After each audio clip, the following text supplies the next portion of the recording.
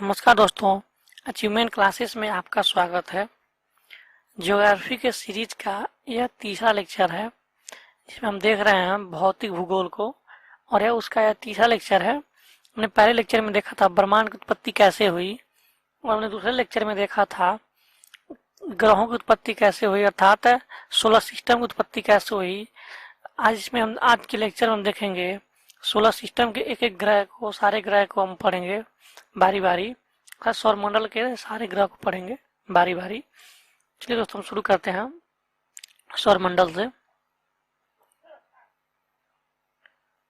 सबसे पहला है ये सोलर सिस्टम है दोस्तों।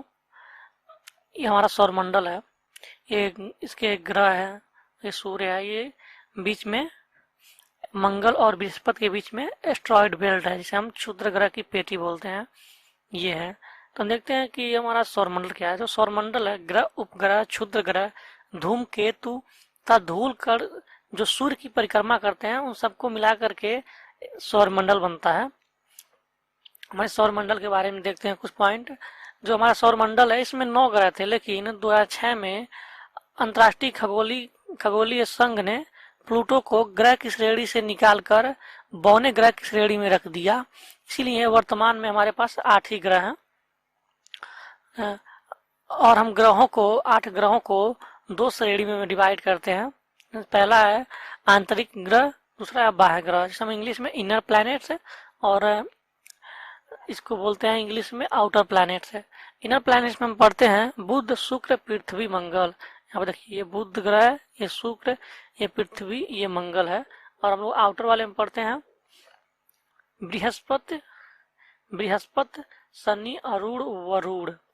इसको हम आगे देखेंगे, डिटेल में एक एक करके देखेंगे। पहले हम सूर्य से शुरू करेंगे क्योंकि हमारे सौरमंडल का मुख्य जो है वो सूर्य है। यही सब कुछ होता है, इसलिए हम पहले सौर के बारे में कुछ पॉइंट को देखेंगे, उसके बाद हम बाकी ग्रहों के बारे में देखेंगे। आज हम इस लेक्चर में केवल इनर प्लैनेट को देखेंगे, और हम दूसरे वीडियो के दूसरे पार्ट में हम आउटर प्लैनेट्स को देखेंगे, क्योंकि ये अगर हम एक ही देखेंगे तो वीडियो बहुत लंबा हो जाएगा। तो ये हमारा सन है, सूर्य है। इसके बारे में कुछ पॉइंट देखते हैं। जो सूर्य है ये हमारे सौरमंडल केंद्र में स्थित है, था हमारे सौरमंडल के लिए ऊर्जा का एकमात्र स्रोत है और कोई दूसरा स्रोत नहीं है जिससे हमारा जो सौरमंडल है उसमें ऊर्जा प्राप्त हो। सूर्य हमारी आकाशगंगा केंद्र से, जो सूर्य है हमारी आकाशगंगा मंदाकिनी मिल्की वे के केंद्र से 30,000 प्रकाश वर्ष दूर एक कोने में स्थित है। उसके दूसरे भुजा में, मंदाकिनी कैसी है तो सर्पिलाकार है, उसमें उसकी एक भुजा में जो सर्पिलाकार है वो कई भुजाओं में, 3 भुजाओं में है लगभग, 3 भुजाओं में है। उसमें से एक भुजा में हमारा सौरमंडल है। देखते हैं सूर्य अपने अक्ष पर पूर्व से पश्चिम की ओर घूर्णन करता है। जो सूर्य है अपने अक्ष पर रोटेशन पूर्व से पश्चिम की तरफ करता है। जैसे बाकी ग्रह हैं वो पश्चिम से पूर्व करते हैं, लेकिन सूर्य है पूर्व से पश्चिम करता है। हमारे 2 ग्रहों को छोड़ के बाकी ग्रह पश्चिम से पूर्व करते हैं। हम आगे देखेंगे कौन से ग्रह हैं वो। सूर्य का व्यास जो है 13,92,000 किलोमीटर है, जो पृथ्वी के व्यास का 110 गुना है। सूर्य एक गैसीय गोला है। टाइप में गलती हुई है दोस्तों। सूर्य एक गैसीय गोला है जिसमें हाइड्रोजन 71% है, हीलियम 26.5% है, एवं अन्य तत्व जो है 2.5% है। अब हम देखते हैं बुध ग्रह को, यानी जिसे हम इंग्लिश में मरकरी बोलते हैं। ये हमारा बुध ग्रह ऐसे दिखाई देता है, तो ऐसे ही दिखाई देता है। इसके बारे में कुछ पॉइंट रखते हैं। जो प्लूटो के निष्कासन के बाद यह सबसे छोटा ग्रह है। जो हमारा दोस्तों हमने देखा था प्लूटो का निष्कासन कैसे हुआ था 2006 में, तो उसके निष्कासन के बाद यह सबसे छोटा ग्रह है। दोस्तों प्लूटो का निष्कासन इसलिए किया गया था क्योंकि वो सूर्य की परिक्रमा करते करते दूसरे ग्रह की कक्षा में आ जाता था, अपनी ग्रह की कक्षा को छोड़कर, इसलिए उसे ग्रह की श्रेणी से निकाल दिया गया। दूसरा पॉइंट इसमें देखते हैं, यह सूर्य के सबसे नजदीक स्थित है। सूर्य से इसकी जो दूरी है 58 मिलियन किलोमीटर है, और इसका जो बुध ग्रह का व्यास है वो 4,878 किलोमीटर है। इसकी गति जो है दोस्तों 48 किलोमीटर पर सेकेंड है। जो बुध ग्रह की गति है ये 48 किलोमीटर 1 सेकंड में गति करता है।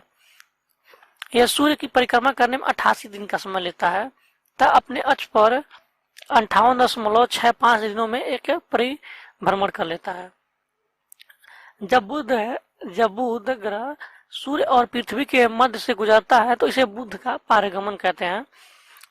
बुध का पारगमन 7 मई 2003 को भारत में देखा गया था और नवंबर 2032 में फिर से देखने की उम्मीद है, आशंका है। इस समय जो ये बुध का पारगमन होता है, इस समय बुध सूर्य पर एक काले बिंदु की तरह दिखाई देता है। जो बुध ग्रह है उसके सबसे पास से नजदीक से गुजरने वाला जो उपग्रह है मैरिनर 10 था, मैरिनर 10 है, जिसके द्वारा चित्रों को लिया गया और उससे पता चलता है हमें कि बुध ग्रह की सतह पर अनेक पर्वत, क्रेटर और मैदान हैं। कुछ पर्वत भी हैं, क्रेटर भी है और मैदान भी है, इससे हमें पता चल रहा है। अब हम आगे देखते हैं शुक्र ग्रह अर्थात वेनस ग्रह। ये हमारा शुक्र ग्रह ऐसे दिखाई देता है। इसके कुछ पॉइंट हम देखते हैं, इसके बारे में अध्ययन करते हैं कैसा है। यह पृथ्वी का सर्वाधिक निकटतम ग्रह है। ये जो है पृथ्वी से सबसे नजदीकी ग्रह है। बुध शुक्र ग्रह ये पृथ्वी के सबसे नजदीक स्थित है, जिसकी पृथ्वी से दूरी 4 करोड़ किलोमीटर है। यह दूरी में सूर्य से दूसरा ग्रह है, जिसकी सूर्य से दूरी 108 मिलियन किलोमीटर है। इसकी गति जो है 35 किलोमीटर पर सेकंड है। यह सूर्य की परिक्रमा करने में 255 दिन तथा अपने अक्ष पर एक परिक्रमण लगाने में 243 दिन का समय लेता है।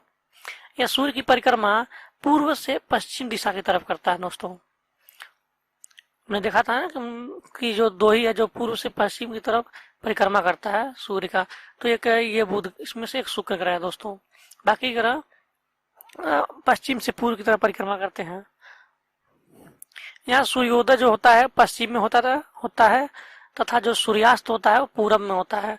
और हमें पता है हमारी पृथ्वी पे जो सूर्योदय होता है वो पूरब में होता है और जो सूर्यास्त होता है वो पश्चिम में होता है। लेकिन वहाँ पे स्थिति दूसरा है, क्योंकि वहाँ पे जो ये सूर्य का जो परिक्रमा करता है ये पूर्व से पश्चिम दिशा की तरफ करता है। इसका व्यास जो है दोस्तों, शुक्र ग्रह का व्यास जो है 12,102 किलोमीटर है। यह सूर्य मंडल का सबसे गर्म ग्रह है।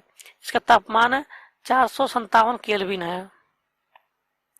यह सूर्य का लगभग 70% प्रकाश को परावर्तित कर देता है, जिस कारण यह सौर मंडल का सबसे चमकीला ग्रह है।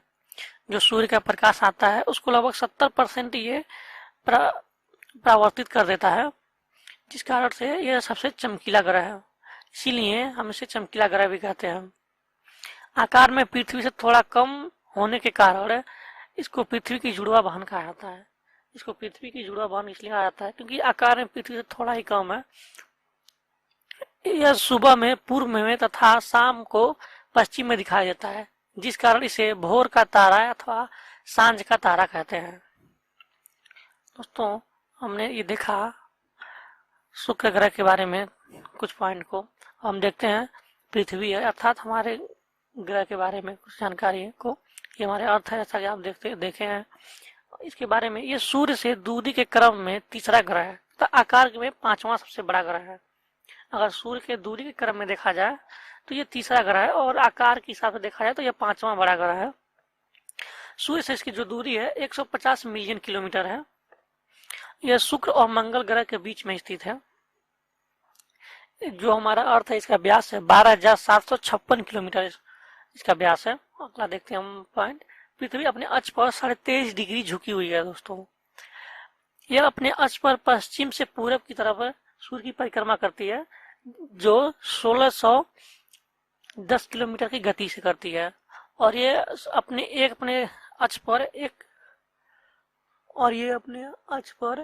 चक्कर लगाने में, एक रोटेशन करने में 23 घंटे 56 मिनट का समय लेती है। और इसको सूर्य का एक चक्कर लगाने में 365 दिन और 6 घंटे लगते हैं दोस्तों। जो ये 6 घंटे हैं ये 3 साल मिला करके और चौथे साल में ये एक दिन बनता है, जिसे हम लीप ईयर कहते हैं। और लीप ईयर में 366 दिन का दिन होता है। पृथ्वी को सूर्य का एक चक्कर लगाने में लगने वाला समय सौर वर्ष कहलाता है। जो पृथ्वी सूर्य का चक्कर लगाती है 365 दिन, 366 दिन, उस समय को एक सौर वर्ष कहते हैं दोस्तों। पृथ्वी के पास अपना एक उपग्रह है चंद्रमा, इसे हम चंद्रमा कहते हैं। पृथ्वी के पास वायुमंडल है जिसमें मध्यम तापमान है, ऑक्सीजन है, प्रचुर मात्रा में जल उपलब्ध है।